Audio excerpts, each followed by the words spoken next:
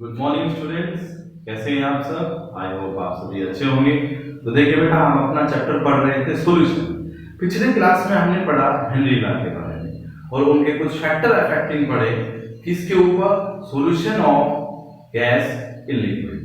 Okay बेटा, आप आगे चलते हैं। तो देखिए बेटा, आपके पास एक क्वेश्चन अराइज होता है कि आपका जो वार्म वाटर होता है और कोल्ड वाटर होता है, उसके अंदर एक्वाटिक स्पीसीज किस वाटर के अंदर मोर कंफर्टेबल फील करेंगे।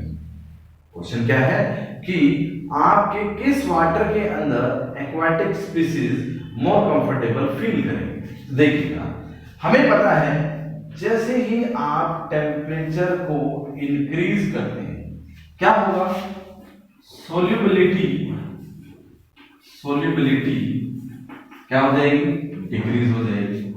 अब आपके पास दो तरह के वाटर है, एक कोल्ड वाटर है, एक आपके पास वार्म वाटर है। अब आप ये चीज देखिए, जो आपका कोल्ड वाटर है इसमें टेम्परेचर क्या है बेटा, टेम्परेचर आपका है कम। वार्म वाटर के अंदर टेम्परेचर है आपका हाई। और आपको पता है कि टेम्परेचर अगर हाई होगा तो सोल्यूबिलिटी क्या होगी, डिक्रीज। यहां पर आपकी सोल्यूबिलिटी किसकी बेटा, हम बात कर रहे हैं ऑक्सीजन की। अगर वार्म वाटर के अंदर हम एक्वाटिक स्पीशीज की बात करते हैं तो वहां पर आपकी जो ऑक्सीजन होगी वो प्रॉपर तरीके से डिसॉल्व नहीं हो पाएगी। तो उस केस में आपका जो वार्म वाटर होता है वो एक्वाटिक स्पीशीज के लिए कंफर्टेबल नहीं है। Is it clear. Next case में जो कोल्ड वाटर होता है, अगर आप देखिए यहाँ पर टेम्परेचर कम है तो सोल्यूबिलिटी के ऊपर क्या इफेक्ट पड़ेगा का, सोल्यूबिलिटी आपकी क्या हो जाती है, इंक्रीज। इससे क्या मतलब समझा आपने, इससे ये मतलब निकला आपका कि आपके कोल्ड वाटर के अंदर टेम्परेचर है कम और ऑक्सीजन जो होगी पानी के अंदर पूरी तरीके से डिसॉल्व हो जाएगी। और पूरी तरीके से डिसॉल्व हो गई ऑक्सीजन पानी के अंदर तो वो एक्वाटिक स्पीशीज के लिए मोर कंफर्टेबल है। बात क्लियर है बेटा।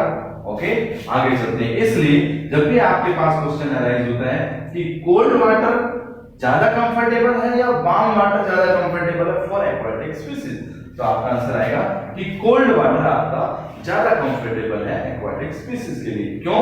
क्योंकि वहां पर ऑक्सीजन अच्छी तरीके से डिसॉल्व हो जाती है, इसलिए एक्वाटिक स्पीशीज के लिए cold water is more comfortable. Okay बेटा, आगे चलते हैं।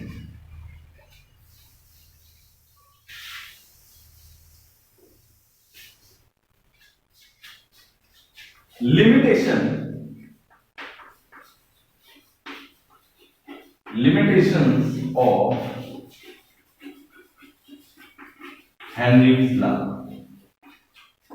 हेनरी लॉज की लिमिटेशन क्या है बेटा, देखिए हेनरी लॉ जो है आपका कुछ कंडीशंस को सेटिस्फाई करता है तभी वो एप्लीकेबल होता है। पहली कंडीशन क्या होनी चाहिए, pressure should be low. Pressure क्या है आपका, लो होना चाहिए, ज्यादा नहीं होना चाहिए। Is it clear. Second, temperature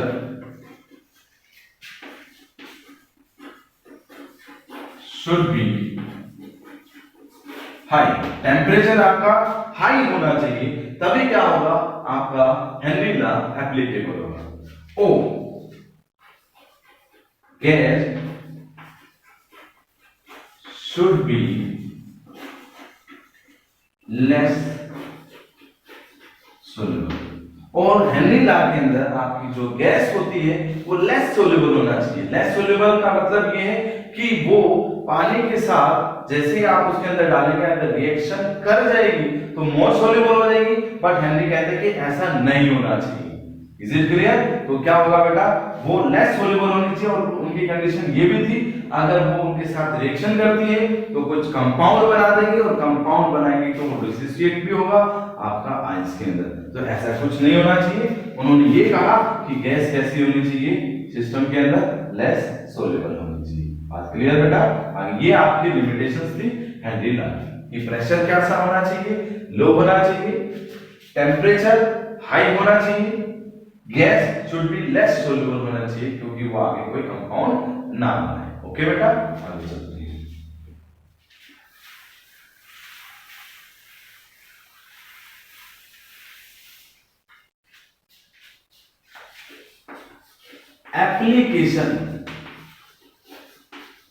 application of Henry's law. Henry law की एप्लीकेशन क्या क्या है, कहां कहां इसका यूज होता है? तो देखिए बेटा, फर्स्ट केस देखते हैं हम। अगर हम किसी पहाड़ी पर चढ़ते हैं,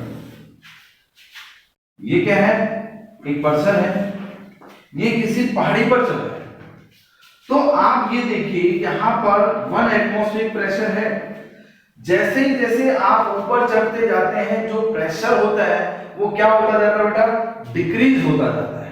मींस यहां पर ऑक्सीजन प्रॉपर अमाउंट में मिल रही है आपको, यहां पर on the surface of the earth, earth के सरफेस पर आपको प्रॉपर अमाउंट में ऑक्सीजन मिल रही है। ऑक्सीजन का प्रेशर जो है वो प्रॉपर है। जैसे ही आप ऊपर जाते जाते यहां गए, यहां गए, यहां गए, क्या होगा? ऑक्सीजन का प्रेशर क्या हो जाएगा बेटा? कम होता जाएगा। इट मींस कि आपके ब्लड के अंदर ऑक्सीजन कम अमाउंट के अंदर डिसॉल्व होना स्टार्ट हो जाएगी। और जैसे ही ऑक्सीजन कम अमाउंट में डिसॉल्व होना स्टार्ट होगी, then you feel what? Weakness. सोचने समझने की जो क्षमता होती है वो भी कम हो जाती है। ओके, तो क्या हो जाता है? जैसे जैसे आप ऊपर जाते हैं तो क्या होता है कि आपके ब्लड के अंदर ऑक्सीजन की अमाउंट कम हो जाएगी और क्या होगा? You feel weakness. और जैसे आप ऐसा फील करते हो तो वहां पर एक डिजीज का नाम दिया जाता है, दैट इज एनॉक्सिया। इसमें क्या होता है? एनॉक्सिया, जिसमें वीकनेस आपको फील होती है और क्या है? सोचने समझने की पावर भी कम हो जाती है। तो इस डिजीज का नाम है एनॉक्सिया। क्लियर? यहां क्या होता है? आपके हेनरी लॉ का यूज होता है। Is it clear? आगे चलते हैं। अब देखिए बेटा, आपने देखा कि जैसे ही आप ऊपर जा रहे थे तो प्रेशर क्या हो रहा था? कम हो रहा था। अब बात कर लेते हैं नीचे जाने की। ये क्या आपके पास समुद्र, ये बोट है। एक पर्सन ऑक्सीजन सिलेंडर लेकर नीचे डाइव कर रहा है, जिनको आप स्कूबा डाइवर्स बोलते हैं। जो गोताखोर होते हैं उनको स्कूबा डाइवर्स बोलते हैं। क्या क्या इस डाइवर ने अपने साथ ऑक्सीजन सिलेंडर लेके नीचे कूद दिया, और जैसे ही, और इस ऑक्सीजन सिलेंडर के अंदर क्या क्या बेटा? आपकी ऑक्सीजन भी है और नाइट्रोजन भी है। ये दो गैसें थे। अब जैसे ही वो नीचे कूदे, नीचे कूदते गए और क्या हुआ? नीचे बॉटम पे वो जाते गए, तो क्या हुआ? आपके ब्लड के अंदर ऑक्सीजन और नाइट्रोजन एक्सेस अमाउंट में डिसॉल्व होने लगी। क्योंकि जब आप नीचे जाते हैं तो प्रेशर क्या होता जाता है? इंक्रीज होता जाता है, और प्रेशर इंक्रीज होने से ऑक्सीजन और नाइट्रोजन डिसॉल्व होना स्टार्ट हो जाएगी। आपको पता है कि प्रेशर आप इंक्रीज करेंगे, सॉल्युबिलिटी विल इंक्रीज। तो क्या होगा बेटा कि जैसे ही आप नीचे जाते जाएंगे, जितने नीचे जाते जाएंगे, क्या होगा? ऑक्सीजन और नाइट्रोजन अच्छे तरीके से डिसॉल्व होने लगेगी आपके ब्लड के अंदर। Then you feel very fine. आपको बहुत अच्छा लगेगा। जितने गहराई में जाते जाओगे, आपके एक्सेस अमाउंट में ऑक्सीजन और नाइट्रोजन डिसॉल्व होने लगेंगे, क्योंकि इंक्रीजिंग टेम्परेचर, प्रेशर आपका इंक्रीज हो रहा है। तो मोर ऑक्सीजन और नाइट्रोजन आपके ब्लड के अंदर डिसॉल्व हो चुकी है। बट जैसे ही आप अब ऊपर आना स्टार्ट करते हैं, ऊपर आ रहे हैं, तो क्या हो रहा है बेटा? जब नीचे जा रहे थे तो प्रेशर इंक्रीज हो रहा था, अब ऊपर आ रहे हैं तो क्या है? प्रेशर डिक्रीज होगा। और जब प्रेशर डिक्रीज होगा तो क्या होगा बेटा? सॉल्युबिलिटी ऑक्सीजन और नाइट्रोजन की क्या हो जाएगी? डिसॉल्व होना बंद हो जाएगी। और आपके ब्लड में एक्सेस अमाउंट में ऑक्सीजन और नाइट्रोजन प्रेजेंट थी। अब वो एक्सेस अमाउंट में नाइट्रोजन और ऑक्सीजन थी, तो वो क्या बना लेती है बेटा, आपके ब्लड के अंदर काफी सारे बबल्स बना देती है। और उन बबल्स से क्या होगा, आपको बहुत ज्यादा पेन होगा। जैसे जैसे आप ऊपर जाते हो तो क्या होगा, प्रेशर डिक्रीज हो रहा है। प्रेशर डिक्रीज होने से जो ऑक्सीजन और नाइट्रोजन के बबल्स बनेंगे आपके ब्लड के अंदर, क्या होगा, उससे आपको बहुत ज्यादा पेन होगा। अब ये तो प्रॉब्लम हो गई। पेन मींस आपके ब्लड के अंदर क्या हो जाती है, गांठें बन जाती हैं, जिसको क्या बोलते हैं, आप वेंट्स बोलते हैं। ओके, अब ये प्रॉब्लम हो गई। अब इस प्रॉब्लम को दूर किया जाए तो कैसे किया जाए? तो देखिए बेटा, हम क्या करते हैं, जो आपके सिलेंडर्स होते हैं उनके अंदर ऑक्सीजन और नाइट्रोजन गैस के साथ एक गैस और ऐड कर देते हैं, दैट इज हीलियम। अब ये हीलियम क्या करती है बेटा, जैसे ही आप जब ऊपर आते हो तो आपके बबल्स जो बनते हैं ऑक्सीजन और नाइट्रोजन को, उन बबल्स को बनने नहीं देती, आपस में उनको ये डिसॉल्व कर देती है। ऑक्सीजन और नाइट्रोजन के बबल्स नहीं बनने देंगे आपके ब्लड के अंदर, जिससे आपको ये प्रॉब्लम नहीं होगी। जिससे क्या होगा, आप आराम से ऊपर आ जाएंगे, देयर इज नो पेन। जैसे नीचे जाओगे तो आपको पता है कि क्या होता है, जब आदमी नीचे जाता है तो प्रेशर इंक्रीज होता है, जब आदमी ऊपर आता है तो प्रेशर क्या हो जाता है, डिक्रीज। तो इस प्रॉब्लम से सॉल्यूशन क्या करना है आपको, हीलियम गैस इसके अंदर मिलानी है आपको, ऑक्सीजन और नाइट्रोजन के अंदर हीलियम गैस। हीलियम गैस क्या करती है, ये जो आपकी ब्लड के अंदर बबल्स बन रहे थे उन बबल्स को बनने नहीं देती। बात क्लियर है?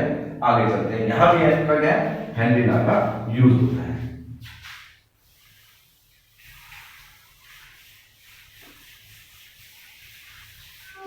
अब देखिए बेटा, लास्ट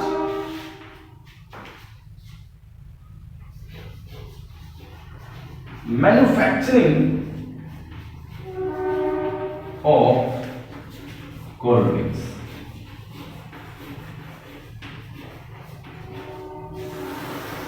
जैसे आप कोल्ड ड्रिंक बनाते हो बेटा, जब आप कोल्ड ड्रिंक बनाते हो उस बोतल को जैसे ही आप सील करते हो, इसके अंदर क्या है, एक तरह से मिठाई पानी है बेटा। आप इसको सील करते हो किसकी हेल्प से, CO2 को हाई प्रेशर से इसके अंदर डाला जाता है और इसकी जो कैप है इसको सील किया जाता है। अब जितने हाई प्रेशर से CO2 इसके अंदर जाएगी वो डिसॉल्व हो जाएगी, तो क्या होगा, जितनी CO2 सिस्टम के अंदर होगी, कोल्ड ड्रिंक के अंदर होगी, उतनी ज्यादा टेस्टी लगेगी बेटा। क्लियर? आपने एक बात नोटिस भी की होगी कि जैसे ही आप बोतल का कैप खोलते हैं तो किस साउंड आती है बेटा, इसकी साउंड जो आएगी उससे क्या नोटिस करते हो कि कुछ बबल्स ऊपर आ रहे हैं, और बबल ऊपर आने से क्या होगा, CO2 आपकी इनसोल्यूबल होगी। अब सोल्यूबल नहीं है क्योंकि बबल्स क्या हुआ, प्रेशर आपका डिक्रीज हुआ, और प्रेशर डिक्रीज होने से क्या हो जाती है, सोल्यूबिलिटी डिक्रीज हो जाती है, और सोल्यूबिलिटी डिक्रीज होने से क्या होगा, CO2 के बबल्स बनना स्टार्ट हो जाएंगे। और आपने नोटिस भी किया होगा कि मान लीजिए आप कोई भी कोल्ड ड्रिंक की बोतल खोलते हैं तो क्या होता है, मान लीजिए आपने वन सिप अभी लिया, एक गिलास में डाल दिया और उसको ड्रिंक कर लिया। आफ्टर दैट आपने कुछ समय के बाद 3-4 घंटे के बाद देखा तो उसके अंदर से काफी सारे CO2 निकल जाती है। आपको बस मीठा पानी ही लगता है कि मीठा पानी, सारी गैस तो निकल गई। जितनी गैस कोल्ड ड्रिंक के अंदर होगी टेस्टी उतनी ही लगेगी बेटा। यहां भी क्या है, आपका किसका यूज हो रहा है, हेनरी लॉ का, कि आप जितने हाई प्रेशर से CO2 डालेंगे तो क्या होगा, हाई प्रेशर से CO2 डालने से वो कोल्ड ड्रिंक के अंदर क्या हो जाती है, डिसॉल्व हो जाती है, और जैसे ही आप प्रेशर को रिलीज करते हैं तो वो बबल्स की फॉर्म में बाहर निकलती है। इससे क्या हुआ, आपकी सोल्युबिलिटी जो है CO2 की वो डिक्रीज हो जाती है। तो ये है क्या आपकी एप्लीकेशंस ऑफ हेनरीज लॉ। आपके कहां का यूज हुआ हेनरी लॉ का, आपके हेनरी लॉ का यूज हुआ कि स्कूबा डाइवर्स जब नीचे जाते हैं तो क्या लेके जाते हैं, ऑक्सीजन सिलेंडर, उसके अंदर क्या क्या प्रेजेंट होता है बेटा, ऑक्सीजन नाइट्रोजन और साथ में हीलियम गैस डालते हैं। और कहा जब आप हिल्स पे पहाड़ी पर चढ़ते हैं तो क्या है वहां पर भी आपकी जो है जैसे ऊपर जाते हैं प्रेशर क्या होगा आपका डिक्रीज हो जाएगा। प्रेशर के डिक्रीज होने से क्या होगा आपकी ऑक्सीजन की अमाउंट आपके ब्लड में कम हो जाएगी और देन यू फील वीकनेस और इस तरह की डिजीज को आप क्या नाम देते हैं एनोक्सिया। और लास्ट चीज है आपका कि कोल्ड ड्रिंक की फॉर्मेशन। ओके बेटा, तो ये क्या था आपका एप्लीकेशंस ऑफ एंड। आशा करते हैं आपको समझ में आएगा। Thank you.